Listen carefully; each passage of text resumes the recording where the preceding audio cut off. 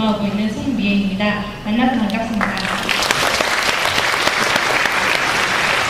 학생분들 되게 오랜 시간 앉아 계시느라 너무 힘드실 것 같습니다. 저는 짧고 간단하고 그리고 좀 유용하게 설명하도록 하겠습니다. 먼저 저희 공사에 대해 설명을 드리자면 저희 공사는 1908년부터 시작을 해서 지금까지 계속 이어져 오고 있어서 저희 스스로는 100년이 넘는 기업이라고 자부심을 가지고 있고 2008년 이후부터는 저희 공식 명칭은 한국농어촌공사입니다. 그리고 저희 조직도를 보여드리고 싶은데 저희는 본사가 지금 나주 혁신도시에 있고 25개의 부서로 구성이 되어 있습니다. 그리고 사원이라고 해서 농어촌 연구원, 인재개발원 등이 있고 또 9개의 지역본부가 있는데 전남 같은 경우에는 우산동에 전남지역본부가 있고 또 본부 아래 93개의 지사로 구성이 되어 있습니다. 그 밖에 사업장들이 있고 저희 조직도를 보시면 행정직 중에 행정직 그리고 토목직, 기술직, 토목직, 정기직 그리고 건축직 등 다양한 직렬들이 모여서 이렇게 조직을 이루고 있습니다. 그런데 저희 평균 나이를 보시면 44세입니다. 굉장히 조금 높은 편인데 그래서 여러분들이 빨리 입사하셔서 저희 평균 연령을 좀 낮춰주셨으면 좋겠습니다. 시간 관계상 홈페이지에서 확인 가능한 부분들은 넘어가도록 하겠습니다. 그리고 저희 채용 제도를 보시면 서류 전형이 있고 그리고 필기 전형 그리고 면접 전형은 실무 그리고 인성 면접으로 나뉘어져 있습니다.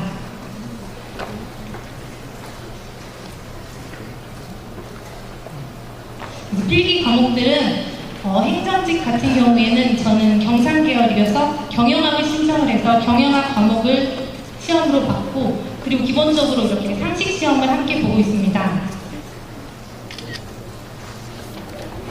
그리고 주목할 부분은 12년부터 14년까지 최근 3년간 채용 인원 중에서 광주, 전남 출신 지역의 대학생들이 약 16% 수준에 이르렀습니다. 그렇기 때문에 앞으로 우리 채용에 있어서 광주, 전남 출신의 대학생들이 굉장히 유리할 것 같습니다.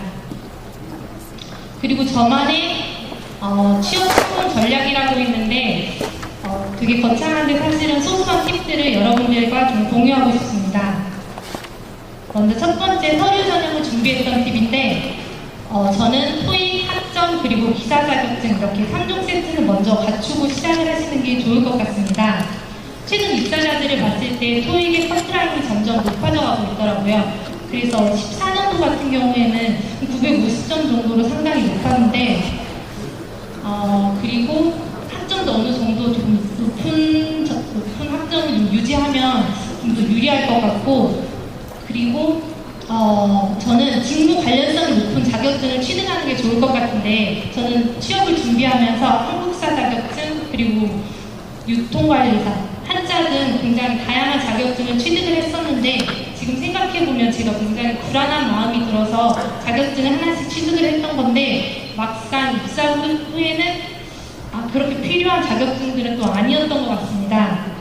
그래서 직무와 관련성이 높은 자격증에 시간을 투자해서 조금 어렵더라도 그런 자격증을 취득을 하는 게 좋을 것 같고 또 한국농어촌공사는 중국이나 인도네시아 등 여러 국가들에서 해외 사업을 하고 있기 때문에 제2 외국어를 공부하는 부분이 굉장히 좋을 것 같은데 특히 면접 전형에서 어떤 중국어나 다른 제2 외국어를 할 수 있다는 것들을 굉장히 어필할 수 있을 것 같습니다.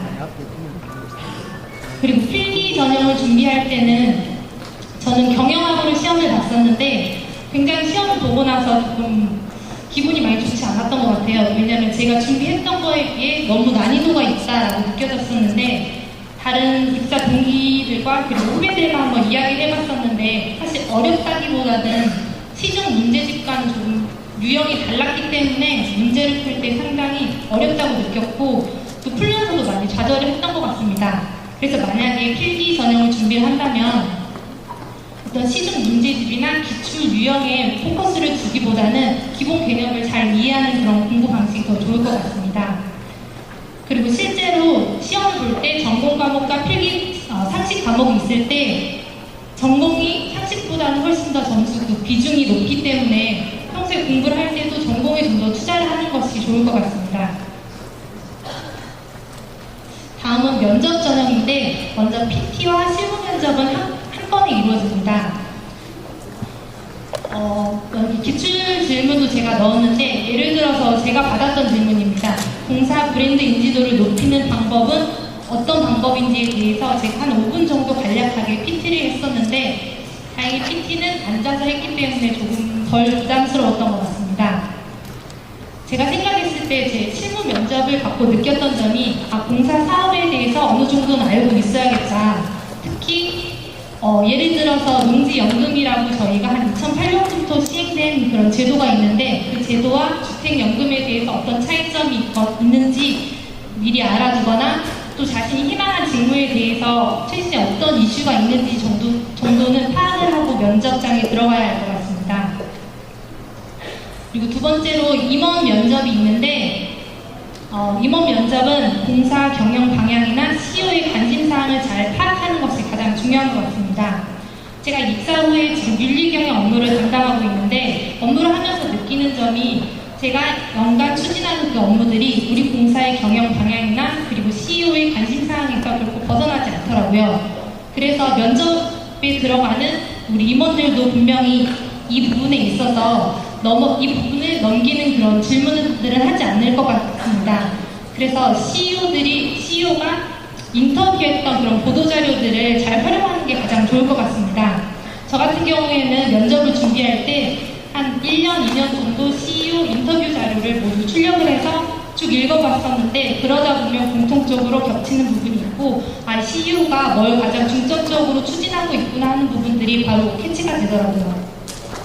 그리고 출신 지역의 공사 사업에 대한 현황을 파악을 해야 되는데 예를 들어서 광주 전남 출신이라면 우리 지역의 농어촌공사에서 어떤 사업을 현재 진행을 하고 있고 어떤 목적을 가지고 하고 있는지 정도는 파악을 하고 들어가야 할 것 같습니다. 그리고 매우 기본적인 건데 자기소개서에 적었던 그 질문들을 자기소개서에 적었던 내용들을 분명히 질문하는데 매우 사소한 거라도 면접관이 굉장히 흥미롭게 볼 수 있기 때문에 자기소개서를 반드시 제대로 숙지하고 잘 답변할 수 있도록 질문 리스트를 좀 뽑아서 준비해보는 게 좋을 것 같습니다. 그리고 마지막으로 저는 아직 NCS가 도입이 되지 않았는데 도입이 된다면 어떻게 준비하는 게 좋을지 한번 고민해보았는데 특히 서류 전형부터 직무 관련된 어떤 능력을 갖추고 있는지를 보기 때문에 만약 저라면 홈페이지와 그리고 보도자료를 잘 활용하기도 하겠지만 저희 농어촌공사는 93기의 지사를 가지고 있기 때문에 지사에 방문을 해보는 것도 참 좋을 것 같습니다. 예를 들어서 스터디원들이 한 5명, 6명 정도 된다면 함께 지사를 방문을 해서 지사 직원분들께 어떤 직무가 있고 또 어떻게 하고 있고 어떤 능력이 필요할 것 같은지 좀 더 자세하게 물어볼 수 있을 것 같습니다. 그리고 제가 참고 자료를 가지고 왔는데 2014년도 5급 공채 합격자들의 성적 분포입니다. 보면 어학 점수가 상당히 높은 편인데 950점 이상인 분들이 28.6%로 상당히 토익 커트라인이 높아졌더라고요. 학점은 100점 만점을 환산했을 때 80에서 90점인 부분이 한 56.6% 정도가 되고 하지만 전공이나 상식 시험은 조금 난이도가 있어서 그런지 그렇게 점수가 높은 편은 아닌 것 같더라고요.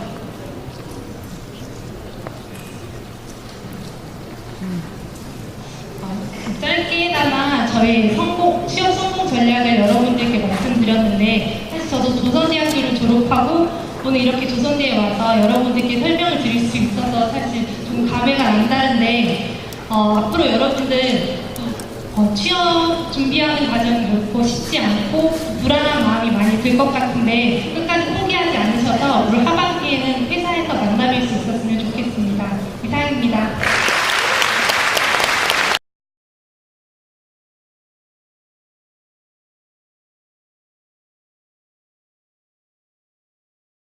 안녕하십니까. 한국농어촌공사의 인사 담당을 맡고 있는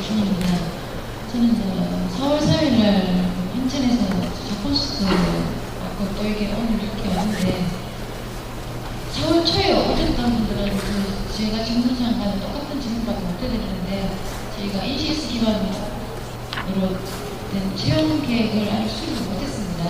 저희 공사는 보통 하반기에 채용 계획을 수립하기 때문에 아마 8월달쯤 채용 공고가 나면은 그때쯤 채용 인원,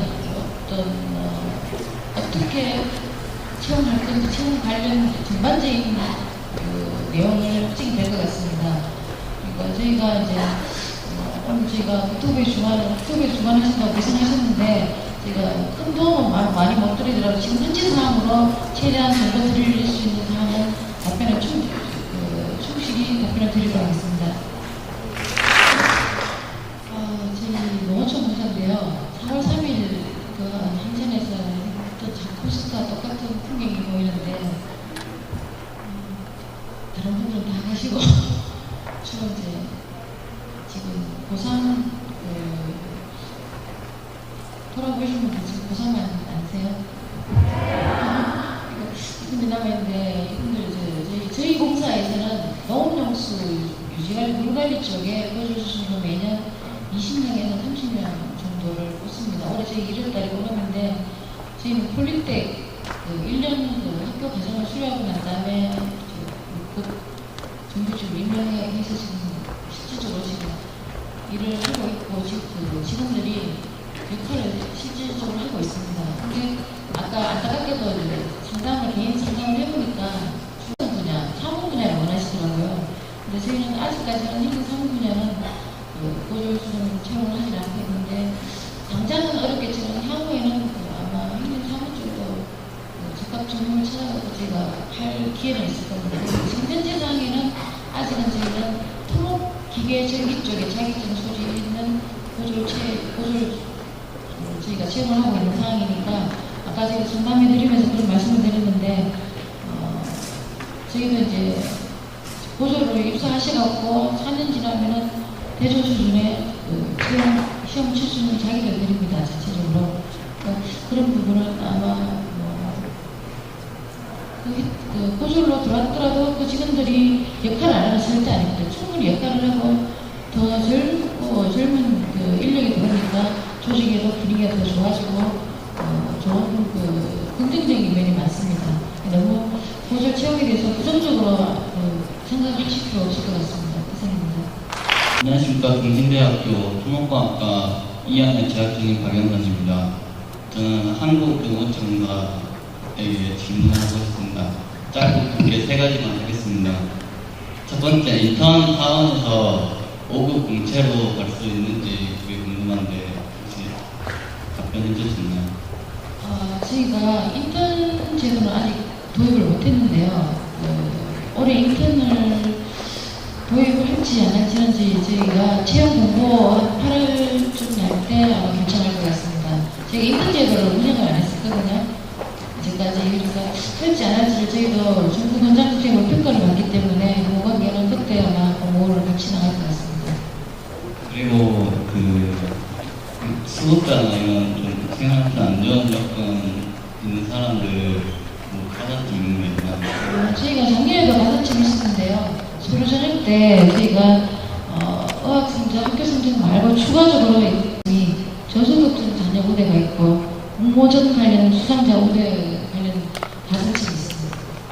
그리고 면접할 때 이제 면접관이 예를 들어 면접관의 신발 사이즈, 키, 몸무게 이런 좀 엉뚱한 질문을 하시는 경우가 있을 것 같은데 그런 것도 있는지 궁금합니다. 저도 제가 지금 인사복지소 지 오래 왔는데 저도 작년, 재작년 면접관하고 들어가봤는데 그렇게 질문하는 사람은 잘 없습니다. 면접관이. 이상입니다. 예. 감사합니다.